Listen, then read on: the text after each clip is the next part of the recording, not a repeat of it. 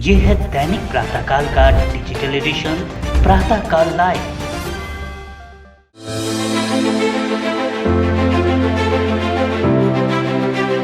प्रातःकाल लाइव के संवाद शो में प्रवासियों के साथ आपकी मुलाकातों के क्रम में आज आप मिल रहे हैं मेवाड़ की कारोबारी मुकेश गणेश मल संघवी से, जो अंधेरी में वर्धमान ग्रुप के बैनर तले गोल्ड प्रॉपर्टी, फिल्म निर्माण और फाइनेंस के कारोबार में सक्रिय हैं। संवाद के दौरान मुकेश संघवी ने अपने संघर्ष, परिवार, व्यापार और सामाजिक जीवन पर जमकर बात की। आइए देखते हैं आज का ये संवाद, जो लेकर हाजिर हैं हमारे वरिष्ठ संवाददाता मनीष पालीवाल। नमस्कार, प्रातःकाल लाइव में आप सभी का स्वागत है। मैं हूं मनीष पालीवाल। दोस्तों, मेवाड़ में गांव है कड़िया। अरावली की कंदराओं के बीच बसा ये गांव इसलिए प्रसिद्ध है क्योंकि यहाँ श्रवण संघी महामंत्री पूज्य गुरुदेव सौभाग्य मुनि की दीक्षा स्थली और मोक्ष स्थली के रूप में इसे जाना जाता है। ये गांव मुंबई में बड़ा मशहूर है। यूँ कहें कि यहाँ के लोग भी बड़े खासे मशहूर हैं। आज हमारे साथ इसी गांव के मुकेश संघवी जी हैं। संवाद की इस कड़ी में आज मुकेश जी से मिल रहे हैं और मुकेश जी से जानते हैं उनकी जीवन यात्रा के बारे में। Mukesh ji film making, gold व्यवसाय, प्रॉपर्टी मार्केट, तमाम चीज़ों में सक्रिय हैं और एक विशेष प्रतिभाशाली व्यक्ति हैं। तो मुकेश जी, मेरा पहला सवाल आपसे है आपकी पारिवारिक पृष्ठभूमि के बारे में, अपने परिवार के बारे में बताएं आप। मेरा परिवार, जैसे कि मेरे दादाजी से शुरू करता हूँ, जो पहली बार मुंबई आए थे 1938-40 के लगभग, तेजराज जी सिंह भी। तो हम कड़िया से बिलोंग करते हैं और बॉम्बे में हम 1938 से व्यवसाय कर रहे हैं, ज्वेलरी व्यवसाय में। हमारी पहली दुकान थी कुंदन ज्वेलर्स, जो आज है यहाँ पर, और उसके बाद में संघवी ज्वेलर्स, वर्धमान ज्वेलर्स करके हमारी दूसरी फर्में चालू हुई। मैं आया बॉम्बे में 1975 में, फिर मेरी पढ़ाई यहीं हुई और पूरा ग्रेजुएशन के बाद में मैंने दुकानदारी संभाली यहाँ पर। मुकेश जी, 98 में आप गोल्ड वैल्यूअर के रूप में सक्रिय हुए। उस समय मेवाड़ के बहुत कम लोग गोल्ड वैल्यूअर के रूप में अपनी सेवाएं दे रहे थे। किन किन लोगों के साथ आपने काम किया? 1998 में सोने के भाव में बहुत उठापटक चल रही थी, क्योंकि गोल्ड कंट्रोल 1991 में हट चुका था। मार्केट बहुत ज़बरदस्त ओपन हो रहा था और क्योंकि पढ़ाई लिखाई की पृष्ठभूमि से आया था और हमने जब आगे का सोचा कि आगे 10 साल बाद कौन से व्यवसाय पनपेंगे, तो उस दौरान मुझे गोल्ड वैल्यूएशन भी एक दिखा कि ये भी बहुत ही बड़ा व्यवसाय हो सकता है अगर हमको इसको सही तरीके से बैंकिंग और फाइनेंस शुरू करना है। तो जब गोल्ड लोन शुरू करवाया बैंकों में, तब कोई भी नहीं था बैंकों में और मोनोपोली जैसी थी मेरी। 2500 बैंकों में मैं काम करता था, anti corruption bureau, EOW, CID, crime branch और मतलब CBI, ऐसे सब बड़े बड़े अधिकारियों के साथ रेड्स में और इनकम टैक्स की रेड्स में मैंने काम किया, देखा। और उस दौरान मुझे और आगे का भविष्य दिखा, क्योंकि बड़े बड़े लोग जिस प्रकार से काम कर रहे हैं और जिस प्रकार से पकड़े जा रहे हैं, वो भी मुझे पता चल रहा था कि हमें क्या गलतियां नहीं करनी चाहिए, हमारे व्यवसाय में हमें कैसे काम करना चाहिए। और इस प्रकार से मैं वो सारी चीज़ें, सारी कंप्लाइंस मेरे बिजनेस में लगाते रहा, सारी टेक्नोलॉजी लगाते रहा।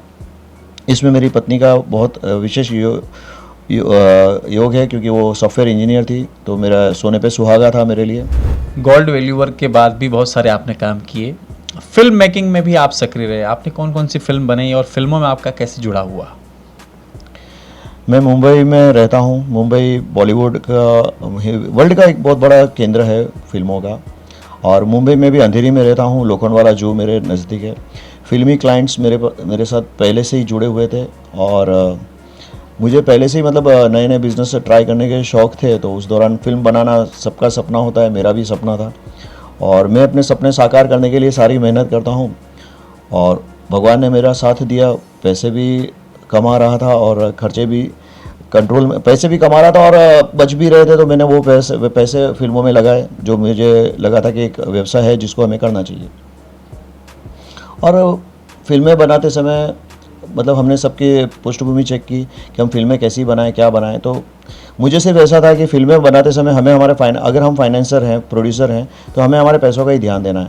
स्टोरी क्या होगी, डायरेक्शन कैसे चल रहा है, एक्टिंग कैसे चल रही है, उसका हमको क्या करना है, कुछ लेना देना नहीं, क्योंकि हम उसके माहिर नहीं है। हमारा काम है व्यवसाय। तो फिल्म को हमने व्यवसाय के तरीके से लिया, इसलिए हमें फिल्मों में भी काफ़ी प्रॉफिट हुआ।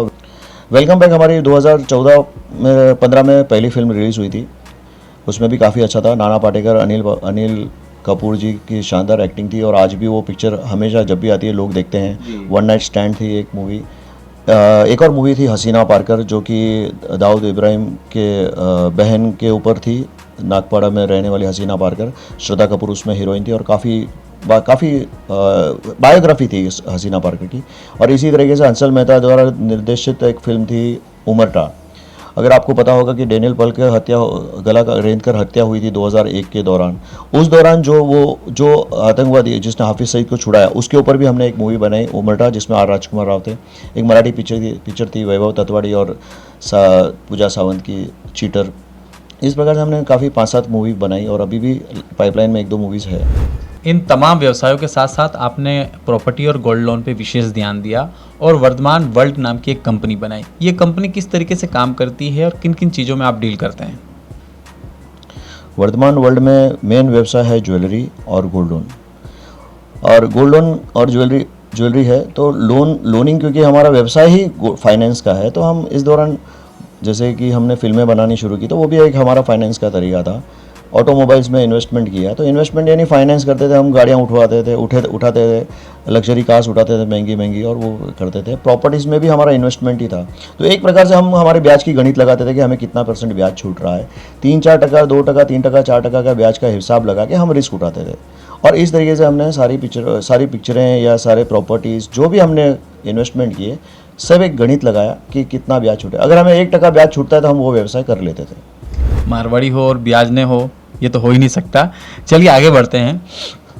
समाज में भी आप सक्रिय हैं, विभिन्न पदों पर सेवाएं दे रहे हैं। मुकेश सिंघवी जी की नज़र में धर्म क्या है और आप समाज में किन किन पदों पर सेवाएं दे रहे हैं? धर्म की बात करें तो मैं काफ़ी भाग्यशाली हूँ कि मैं जैन धर्म में पैदा हुआ हूँ।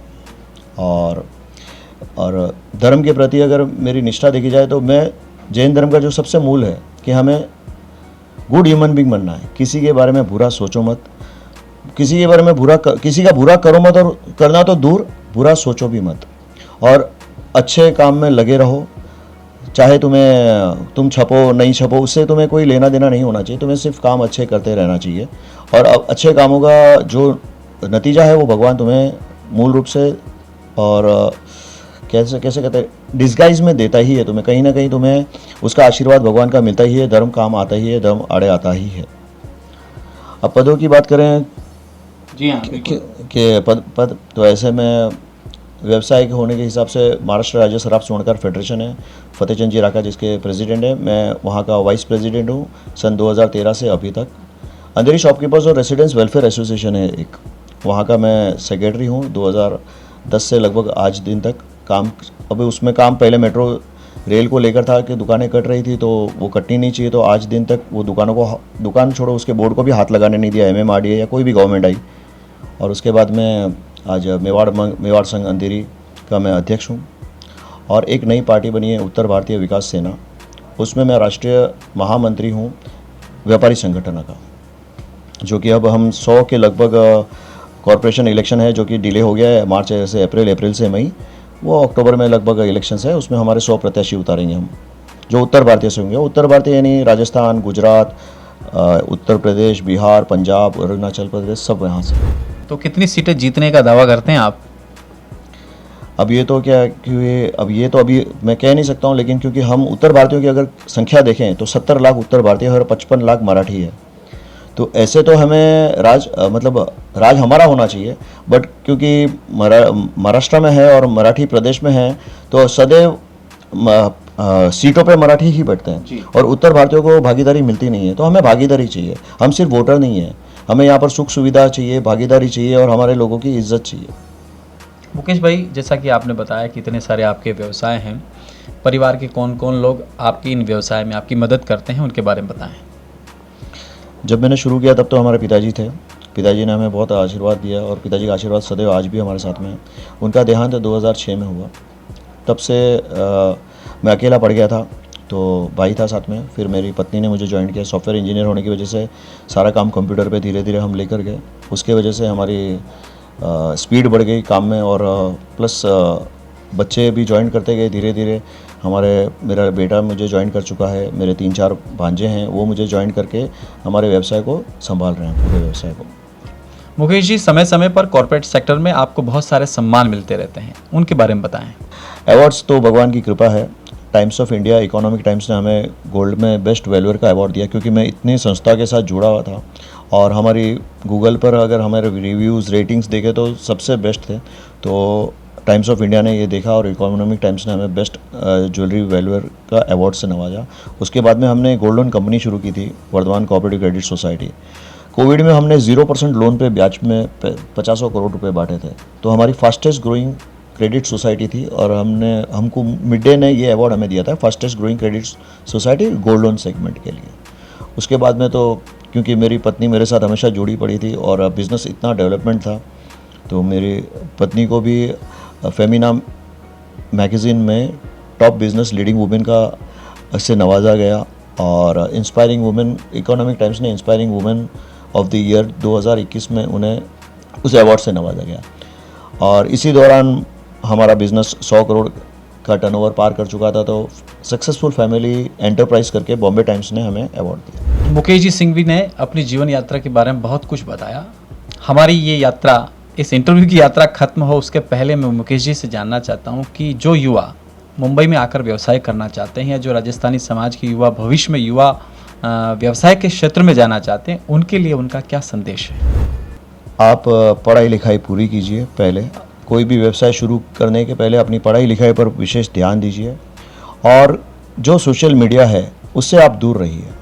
आपका फोकस बिजनेस पे होना चाहिए। सैकड़ों ग्रुपों में आप रहते हैं, सुबह से शाम तक आप व्हाट्सएप पे रहते हैं, तो आप कैसे फोकस रहेंगे? तो आपको अपने फोकस को सही, जैसे कि अर्जुन का फोकस था मछली की आंख, वैसे आपको अपने व्यवसाय में टॉप मोस्ट पोजीशन को टारगेट करके उसी तरफ काम करना चाहिए। सोशल मीडिया के फालतू जो चलते हैं, जो सोशल मीडिया का फ़ायदा है उसको फ़ायदा उठाइए और उसकी फालतू जो चीज़ें हैं, उसकी जो नकारात्मक चीज़ें, उनसे दूर रहिए आप और काम कीजिए। मुकेश भाई, हर व्यक्ति के जीवन में संघर्ष का अपना स्थान होता है, उतार चढ़ाव जीवन में चलते रहते हैं। आपके जीवन में भी इस प्रकार का कोई दौर आया हो तो ज़रूर शेयर करें आप। उतार चढ़ाव की बात करें तो मैंने जैसे कहा था, हमारे दादाजी यहाँ पर आए थे सन 1940 में, तो हमने तेज़ी ही देखी, मतलब तेज़ी ही देखी और हमने मेरा जन्म भी इतने रईस परिवार में ही हुआ। 1900 से, मतलब हम साहूकार ही थे। जब साहूकार ही हमारा बिजनेस था और हम साहूकार थे। आधे से ज़्यादा गांव का आधी ज़मीन हमारे पास थी। कई ज़मीन तो हमने पट्टे हमारे नाम पर नहीं करे थे, लेकिन 1977 की इमरजेंसी आई तो सारे पट्टे हमारे जो नाम पर नहीं थे वो हमें जबरन वापस देने पड़े इमरजेंसी के रूल के हिसाब से। यहाँ पर हमारा मनी लैंडिंग बिजनेस इफेक्ट हुआ। फिर थोड़े से पारिवारिक कुछ, जैसे कि हर एक परिवार में होता है उतार चढ़ाव, वैसे हुआ। हमारे चाचा जी की डेथ हो गई 1983 में। उस वजह से हमें बहुत बड़ा सेटबैक, क्योंकि वो हमारे एक, मतलब जैसे कि कैप्टन थे हमारे शिप के। तो उसके बाद में हमें काफ़ी संघर्ष का हमारे पिताजी को करना पड़ा।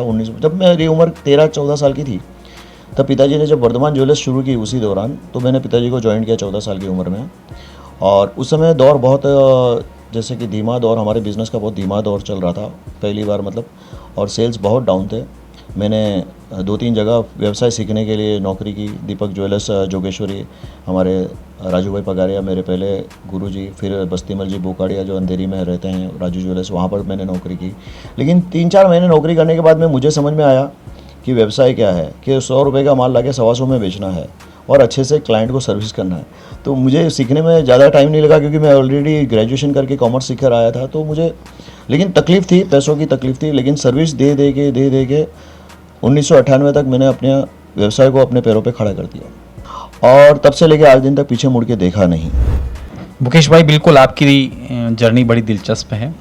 वर्तमान अगर परिदृश्य में देखा जाए तो देश में ऑनलाइन का ज़माना है, हर चीज़ घर बैठे आ रही है।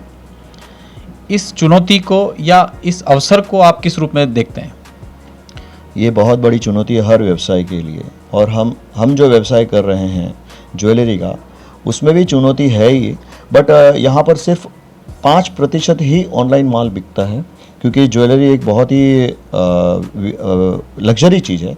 उसे कोई भी देखकर पसंद करके, लाखों की चीज़ होती है तो ऐसे ही नहीं लेता है।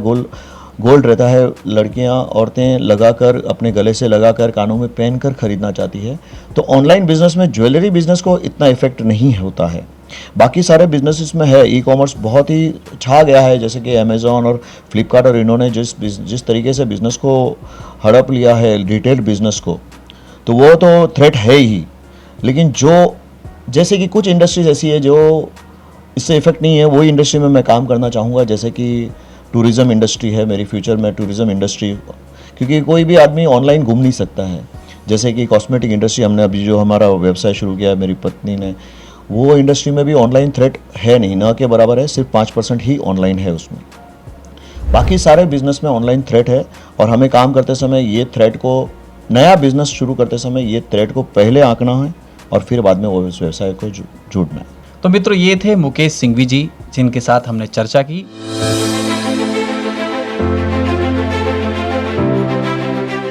अगर आप ये कार्यक्रम YouTube पर देख रहे हैं तो हमारे चैनल को जरूर सब्सक्राइब करें, और Facebook पर देख रहे हैं तो हमारे पेज को लाइक करना ना भूलें।